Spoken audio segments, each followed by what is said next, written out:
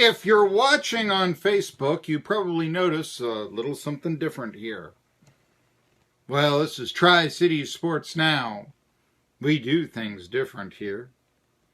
I'm Marky Billson, and I'm your voice of choice for a new generation of Tri-Cities sports fans. And the name of the station is 1420 NBC Sports Radio Tri-Cities, where we own the Tri-Cities with... I'm the most outspoken member of the Tri-Cities sports media. And I'd like to think that I go outside the box a little bit more than most sports talk hosts as well. And that's why on today's show, we're not only going to be talking about the drag racing in Bristol, the local sports news, baseball, all of that. We're not, some veterans didn't report to minicamp. They're veterans. They've got it already, okay? It's, I know there's contract ploys and all that. That's the storyline, but they'll be fine, really. They'll be fine. I could even suggest to you that perhaps even a Le'Veon Bell with the Steelers or Julio Jones with the Falcons or something might be stronger coming in or something, without, and I know there's not a lot of contact at a mini camp. In fact, there probably is, the last time I went to one, I didn't see any. So, that doesn't really start until training camp. But anyway. But, although I am going to talk to an old friend of mine, he's a soccer writer, his name is John Krasinski, about the United States getting the World Cup, which I think is huge. They're getting it in 2016. Of course, this year's World Cup begins tomorrow. What I want to talk about is simply guy talk. That's what I'm going to lead in with. Sports talk, it's often said, is guy talk. And let me tell you something. Nothing, but nothing, is more guy talk than talking about Han Solo. Yes, that's right. In fact, if you're watching on Facebook, you may be noticing, hey, he's not got a tie on.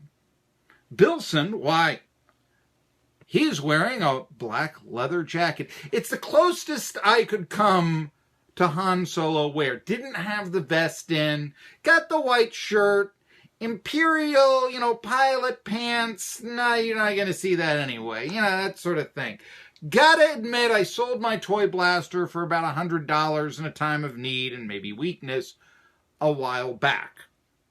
But T.J. Jefferson, the author of That's What She Said, producer of MTV's Yo Mama and Punk'd, and a confidant of one Ashton Kutcher, once wrote that Han Solo is the greatest character in the history of characters. And I know, because I was there when he wrote it.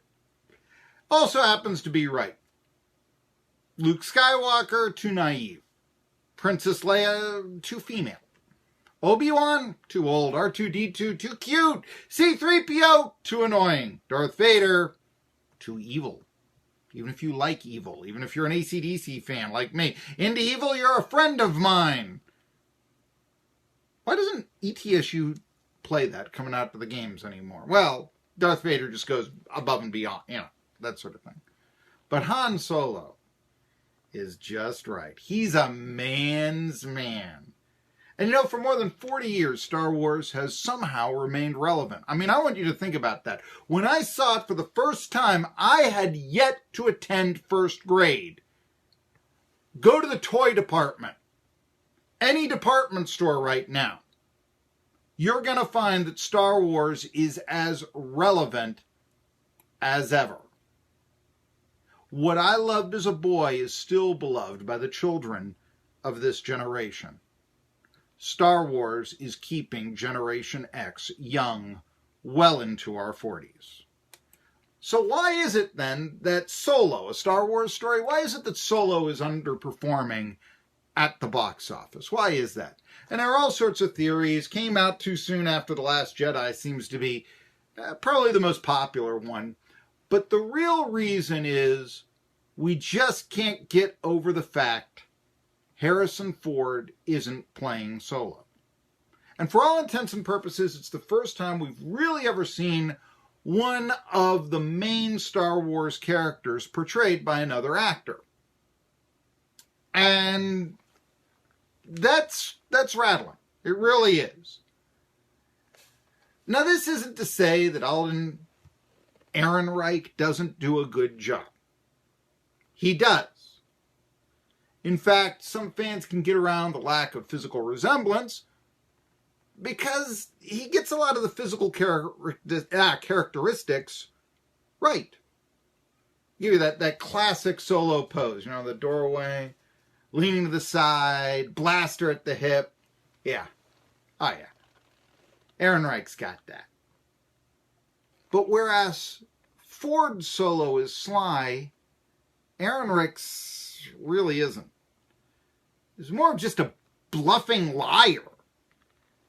There's one scene in the solo movie where he's outnumbered, but lies to the group trying to attack him that there are 30 of his allies on board in the Millennium Falcon, just ready to back him up on his signal. Joke is then the Millennium Falcon flies away. You know what? That's not Han Solo. That's Indiana Jones telling the Nazis that Marcus Brody can fit into any culture in The Last Crusade. I mean, let's get our Harrison Ford movies right. More on that a little bit later here in just a minute or two. By the way, obviously, Monday I saw Solo. Yeah, I know it took me a while to see my favorite movie character being played by another actor. I didn't know if I wanted to or not, to be honest with you. I really didn't. It's so iconic. It's just like, I didn't go see AC/DC when Axl Rose was their vocalist. I love Axl Rose. He's my second favorite rock vocalist. Brian Johnson's my favorite. To me, no Brian, no AC/DC. Could it be? And I'll be honest with you, something else. I have not seen a Star Wars movie that did not contain the character of Han Solo. That's what I'm interested in. And I think a lot of people are too. And so, yeah, no Solo, no Star Wars. Now, the biggest difference, though, in the two portrayals, Ford and Ehrenreich, is how Han Solo gets the girl. In Empire Strikes Back, Han Solo lets Princess Leia come to him. For crying out loud, he's so arrogant. You're the one who wants me. You displayed your true feelings for me. While he's playing the aggressor, which I didn't get when I was 9, it's taken me 40 years to figure out how to get the girl. Okay, now if any girls are still interested in me, but But that ticks off Princess Leia so much. What does she do? He plays it so hard, so I know you want me, that Leia gives Luke Skywalker an incestuous kiss. We didn't know it at the time, but hey. Take note, boys and girls, and really boys out there. Han Solo's let him come to you demeanor is the strategy that gets the girl. You want to talk about the Force being with you. But Ehrenreich Solo chases the girl. He joins the Imperial Navy and puts up with their crap for 3 years because he's obsessed with finding a way to return to Corellia and get her. That's not Han Solo! His life, even later on in the movie, is saved by the girl. Please! That's not the Han Solo I know. The Han Solo I know not only saves Luke Skywalker's life a couple of times, but Princess Leia's getting off of Hoth, And he does it even when it means he can't address his overwhelming debt.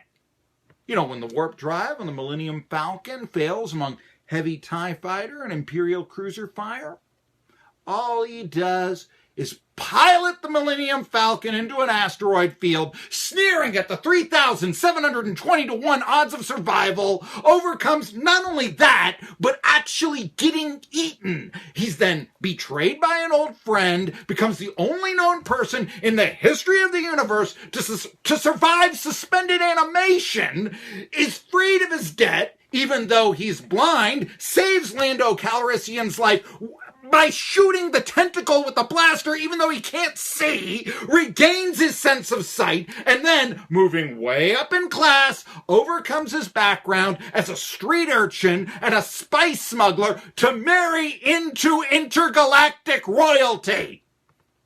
The chick's even a looker. That's the Han Solo I know. But in classic Solo parlance, it's not Aaron Reich's fault. This is the script that he's given. I don't know. Ron Howard, subplot of being separated from the girl and then having to go away. What Harrison Ford, George Lucas movie is this? What is this a takeoff of? Star Wars or American Graffiti? But you want to know what I did like about Solo? Yeah. There was the revelation of just what making the Kessel Run in 12 parsecs really means. It's a matter of distance. I actually do it quite well. There's also how Han Solo joined and left the Empire. Yeah, did that. So back of the baseball card, see 3 years with the Empire and the rest Rebel Alliance. It's like that. Left as a free agent. But what I rejoiced in knowing is how Han got his blaster. Elegant as they may be, lightsabers do not work from long range. Blasters do. They pierce through stormtrooper armor like it was nothing. Come to think of it, maybe it is. And are clearly superior to any hokey religion and ancient weapon that you can come up with, kid. Now, maybe, just maybe, you're wondering what all this has to do with sports. Yes, it's guy talk, but what does it have to do with sports? Well, I'll tell you. It even has something to do with local sports. Joonas Suotamo. He's the actor who played Chewbacca in this movie, replacing Peter Matthew. He also played basketball for Ed DeChellis. Yeah, Penn State. And you wanted George Pitts to be the ETSU head basketball coach? How did the Buccaneers go from being back-to-back 7-20s in the mid-90s to the perennial top of the standings basketball program they are? Hey, Ed DeChellis rebuilt the program. Force was with him. I'm Marky Billson. I'm the only guy in all of sports radio anywhere who could have just presented you that. I'm going to talk World Cup. I'm going to talk baseball. I'm going to talk even a little bit more on this relevance here. I came to think about, just that classic line, the piling the asteroid field, 3,720 to 1, Got me thinking of baseball analytics. I'll tell you all about that when we come back. It's Tri-City Sports Now.